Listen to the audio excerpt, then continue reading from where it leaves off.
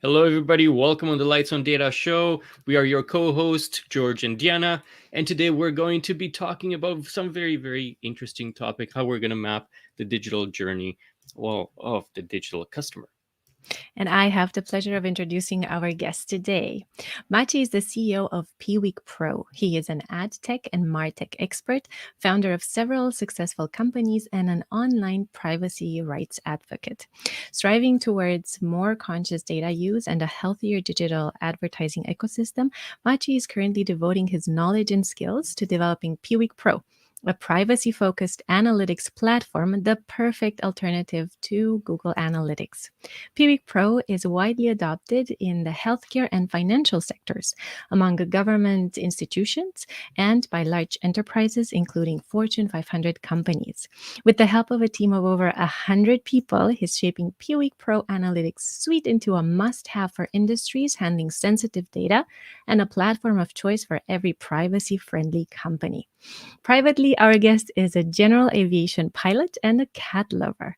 He lives in Poland. Everyone, please welcome Maciej Zawadziński. Thank you for having me. I'm really excited to be here with you today.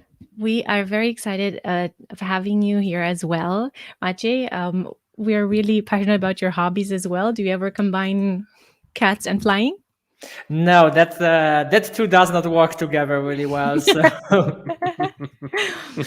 Well, I'm relieved. That's all I can say. All right, so let's get right into the topic. Why is mapping the digital customer journey important? I think it's a kind of like tourism, and a lot of people talk about mapping customer journey, analyzing customer journey. But I think that what's important is that you need that activity to really understand customers better and see how they interact with your brand online, with your other like digital marketing channels, how they become customers, and what's actually breaking this digital customer journey, and to provide better experience for the consumers and for your customers, you really need to first map their customer journey and see what's working, what's maybe worth improving in their digital customer journey with your brand or with your e-commerce shop. So, what is an example of a typical journey that a customer might take? So let's take an example of maybe B2B brands, because I know that there was a lot of people always talking about e-commerce, but there is a lot of B2B businesses that have to also deal with that. So let's think that we are selling the products for enterprises or products for small businesses, and we want to get customers. So first of all, like what are the channels? So are we using certain paid marketing channels, or are we creating content or podcasts or maybe video shows like we hear to reach them? Yeah, to reach them with our message. And then this is this like top of the funnel. So how they learn about the brand, and then we go to more like this is the awareness phase, and then we go more to the later phases of the journey. So they start learning more about product, about our services, and then it comes to the conversion. So maybe they download an ebook, sign up for webinar, or maybe actually buy the product or order a contact form to get a callback. And then let's say at some point they become a customer, but that's not the end. They start using your product, especially if you have some digital part of the service. You want to see whether they are actively using to retain them, to renew the license, or maybe sell them more of your services. And then in the end, what you want to, like the ultimate goal of that is to actually them becoming the advocates of your brand. So they are so happy with the service that they will actually tell their friends or their other business partners about your brand, that will come And you will actually not have that high cost of acquisition, because maybe the first customers were acquired through paid channels. But if you have really great brand advocacy, you can generate not only a larger lifetime value of the customer, of the one that you acquired, but maybe their friends or their business partners that will come to you and use your services as well. Right, that's the goal. Yeah. So you're mentioning first you attract that potential customer through different channels. They learn about the brand, what you're offering, and then, well, hopefully they purchase whatever you're offering, or they sign up for something for free, or who knows. And then they might even become an advocate, and that's really the dream for any business, I think, for your customers to become your own advocates. Yeah. And Joe is mentioning that it sounds very cool. Kay was wondering, which industries do you think need to really focus on capturing and improving on the customer journey? So I think that pretty much every industry now in these times, we are going with all sorts of industries are going online, at least with part of the service. Even if you go into gastronomy and food, you will have a larger and larger portion of the online business for ordering, especially in the times that we are experiencing with certain limitations right now. So I don't think this is industry specific, but I see that some industries actually do more now than they did before. And one of them that we have pleasure to work with is government industry. We have quite a bit of government clients that started introducing more and more government e-services. Then the pandemic came, and then everything spiked because everyone had to use them. So the adoption was through the roof, but they weren't necessarily measured properly or optimized properly. So now they see actual return on investment, that people will do things online rather than come to the office or call for how to get a new driving license renewed, or some other things that we do as a citizens. So I think the government is a nice example that you can actually map and optimize this digital citizen journey, maybe not customer, and it's there is more and more interest into that, and that can transform to savings that maybe we won't pay less taxes, but at least we won't pay more next year. Right. And usually working with governments can be difficult, and interacting with governments can be difficult, bureaucratic. So I think any help that us as citizens we can get, it's more than welcomed. Now, Maciej, how does a government, how does a business start to map that digital journey? So I think first the first thing is start measurement. So maybe I will take a step back. So there are two sort of activities. So mapping and then analyzing the customer journey. So with mapping, we want to see what are the steps in the customer journey, what we assume, and then we want to measure it. So but in order to see what are the steps, we sometimes need to do we need to have some data for that. And for data, we need implement probably analytics platform to actually get some insights into that. We can also use our knowledge because we know what kind of marketing channels we use and how some of the customers that we spoke to interacted with our brand, how they became the customers. But then we need to define the steps and then measure them and see where are the potential problems, where the customers are, for example, dropping off at in the customer journey.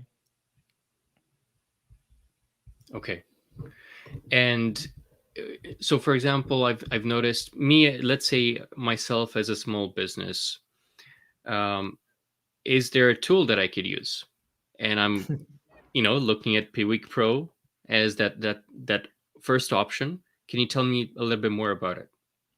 Sure. So actually, for small businesses, we introduced our free plan. I mentioned that we work with government. These are more like our enterprise customers, but we wanted to open up to a wider market. And this year, we opened up also our free plan for small businesses, but also some that this does not have that much online traffic yet. If you want to take it like super quick description of what we do is we help to collect and analyze the data of what's happening on your website, in your mobile apps, if you have ones, and give you the data about the customer journey and what they do, where they come from, where they are dropping off, where they are experiencing some problems, like UX problems, for example, how they flow through the website until certain important action. For example, if your important action is sending a contact form to contact you as a business, then this will be that. But some businesses may have all sorts of micro conversions, like downloading a white paper, signing up for a webinar, and macro conversions like a purchase or maybe sign up for your service. So we had to gather the data about that, about the marketing channels, the sources, the flow through the site, and all the unexpected and expected actions that the user take during the journey. And we basically deliver you the data so that you can see how the customers are interacting with your brand online. And I see this more and more as a must-have for any business, because we're starting to see a departure from all these third-party cookies and the ability to track it through different other services. Like, if your email was read, that seems to kind of be going away with some new Apple privacy settings in place, and with the Chrome kind of fading away the third-party cookies and all that. So more and more, I think it's better for companies to just take charge over that data of their customers and then analyze it themselves. Yeah, there is a lot of limitations that are introduced, and they are, I think, in two different groups. One on the legal perspective, so law, private, all sorts of privacy laws that I think we'll touch base on as well. And then the technical ones that you mentioned, so demise of third-party cookies, changes to Apple's policy, but also Google Play Store is following some of the additional limitations for tracking. And this is causing issues for using some of the tools, not all, but some of them. But secondly, there is a problem of privacy compliance where, for example, in many European countries, but also in Canada, in Brazil, in some of the US states, which are preparing some laws that are more based on the European variants, they require consent from the user before we collect any data about their behavior.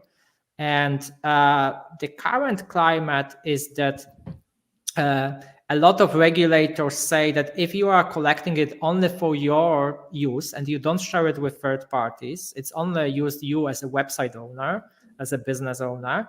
And if you do it on an aggregated level, then you don't have to ask for this consent. And this is huge, because if you think of like how many people will give you consent, that will be what, 20%, 30%, maybe 50% if you force them, but that wouldn't be a great experience.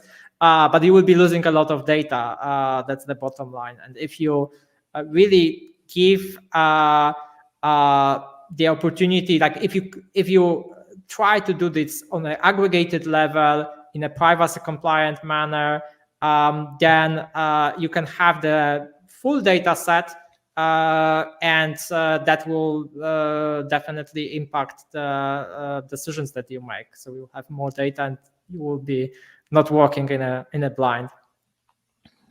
Yeah, absolutely.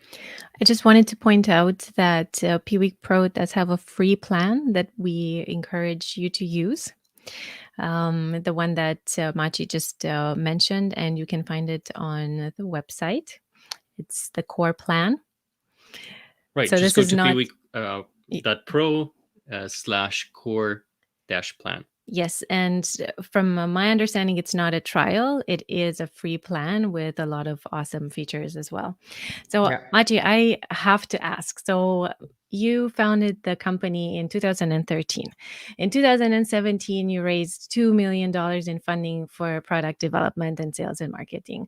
Now you serve hundreds of companies. So you have a great, great portfolio. And just in very few years, you reached a great level of success. And I find that this is amazing, especially knowing how many companies do not reach this level of maturity. And I wanted to ask you, why do you think you were able to do that with Piwik Pro? What makes the company special? What makes you a good entrepreneur? What makes the product special? So I think we stick to some of the Sorry, values. Maciej, I think we lost the sound there.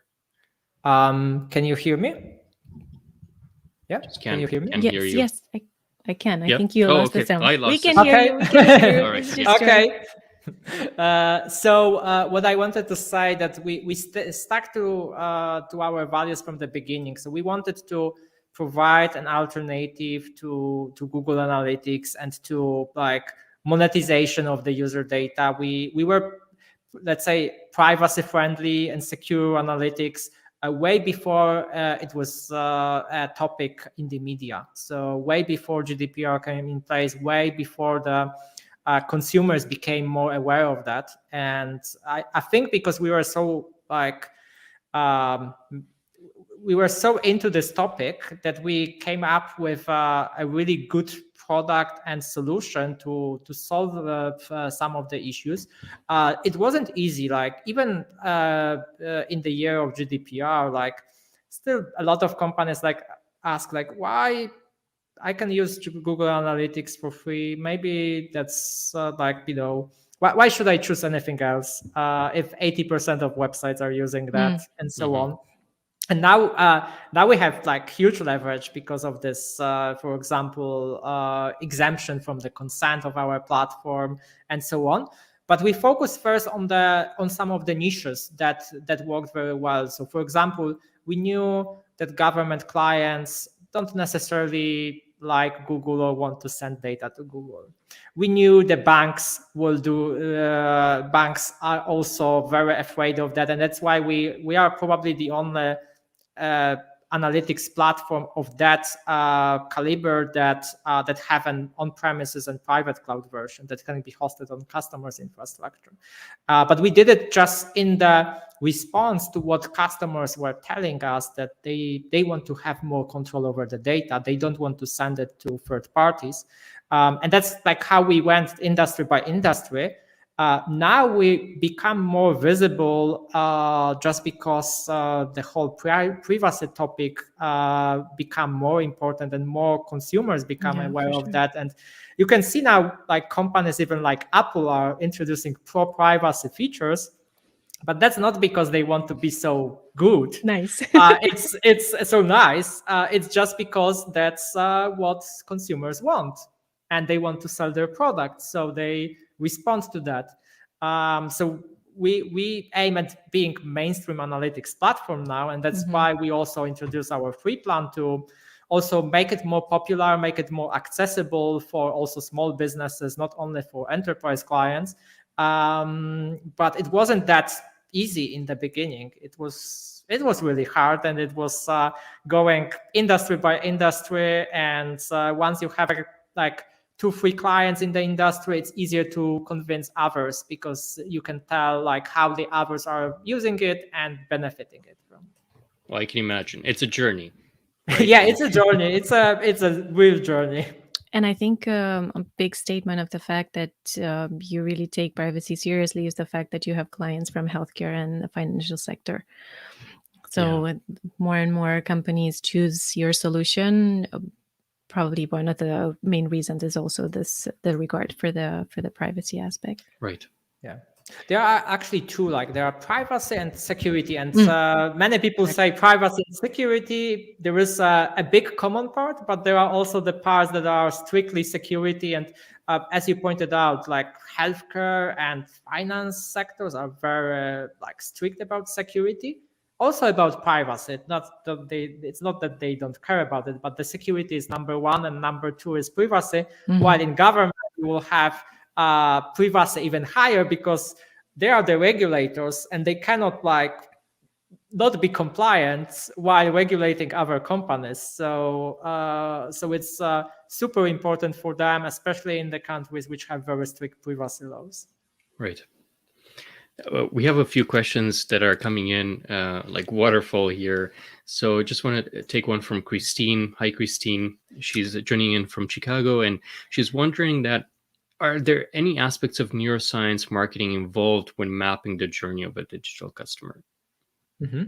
So I think that's going a bit beyond just the analytics data, because you can only collect certain amount of data from the web behavior. And if you talk about neuroscience, I think there is more also actual tracking of how people will react to certain color compositions, or certain way that the brand tells the story.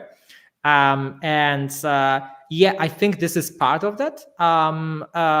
It's maybe for the most advanced brands, and that's actually already are well established and have where are measuring the digital customer journey online. I did want to do a step further with some direct interviews of customers, or some research among them when they are, for example, introducing new website or new app.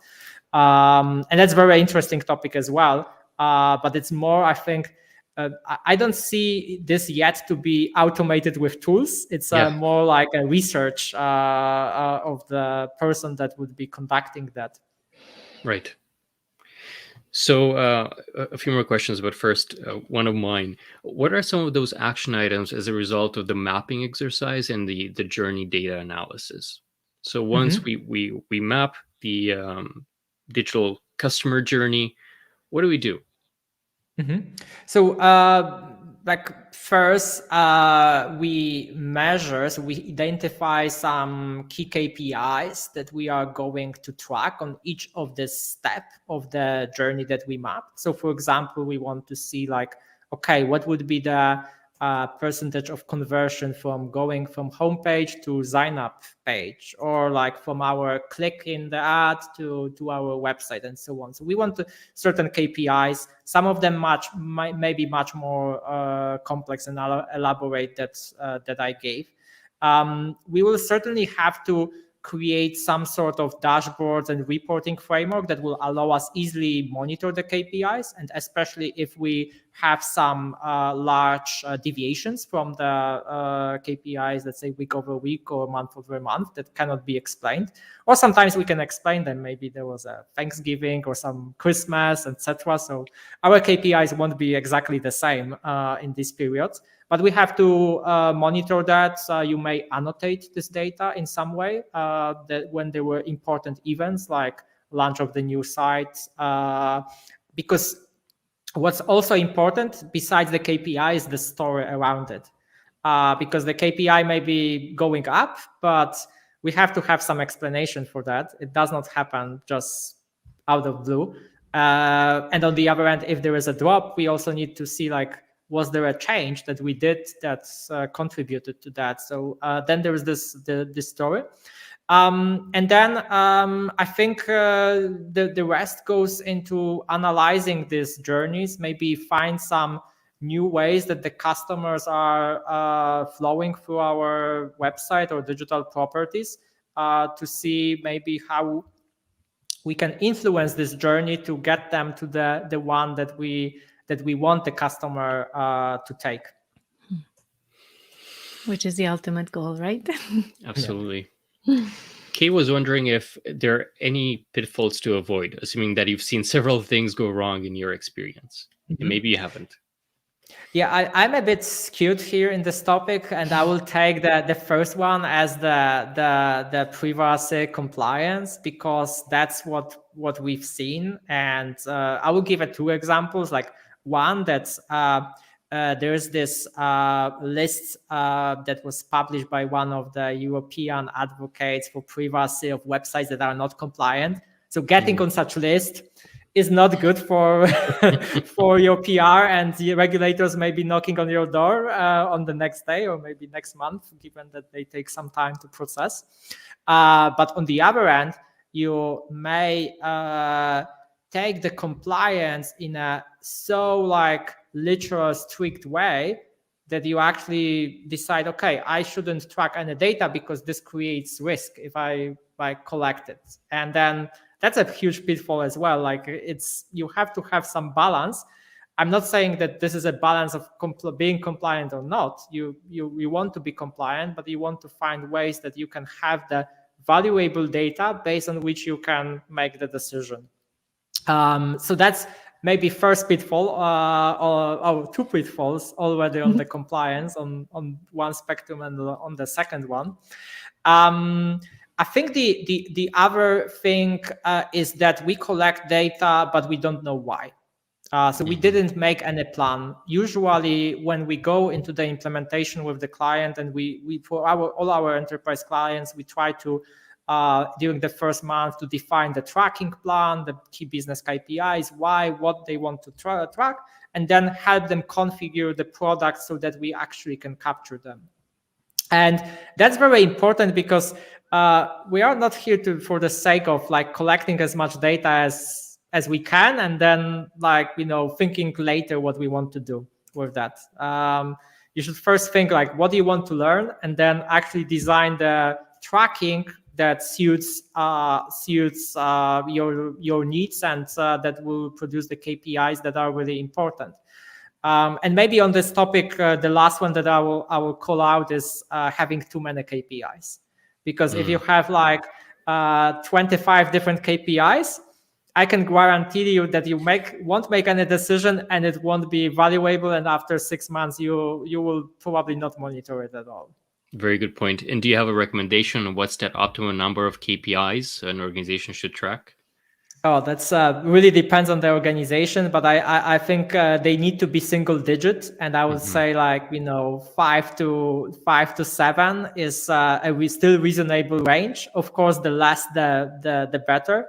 You will have this North Star metric or KPI that should be your main ones, and then a couple supporting ones that can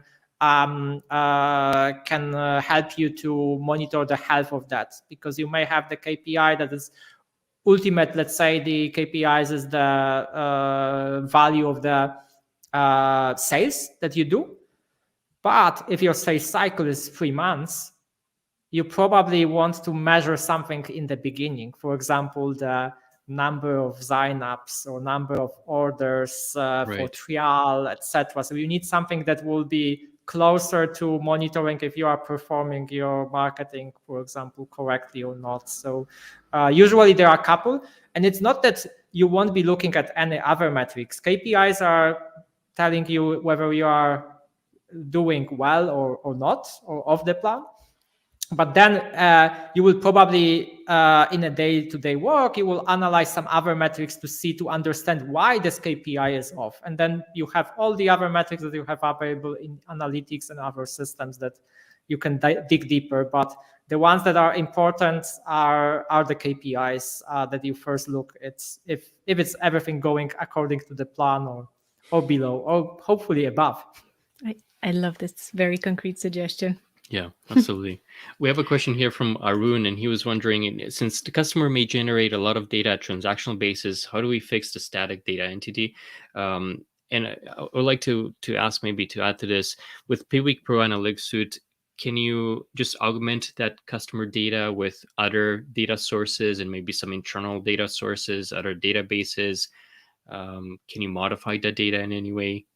Mm-hmm. So yes, to some extent, as well as I will talk about some things that we are planning. So you can, in our enterprise version, you can import the data, for example, from your CRM or from your transactional system to enrich this single customer view to better understand the customers, like segment them into certain groups, high value, low value, or maybe just visitors.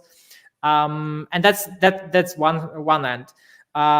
What we are also planning and we have on our roadmap for the next year is the data enrichment for analytics. So you can actually import data from any other marketing platform as long as you can somehow link it by date or by campaign name or by user ID with the analytics data, and then you will be able to enrich any of the analytics reports with this external data that you import to Piwik Pro.